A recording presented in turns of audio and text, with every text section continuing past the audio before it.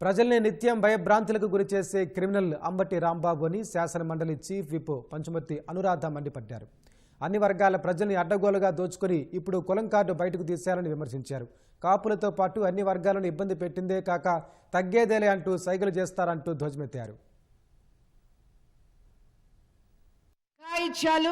అరాచకాలు విధ్వంసాలు చేస్తూ ప్రజల్ని భయభ్రాంతులను చేసే ఒక క్రిమినల్ అంబటి రాంబాబు.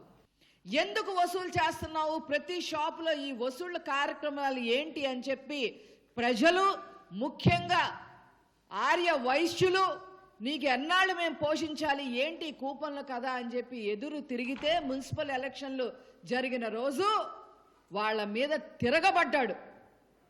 వైశ్యులు, ఆర్య వైశ్యులను కూడా చూడకుండా వాళ్ళని కొట్టించారు, బూతులు తిట్టారు.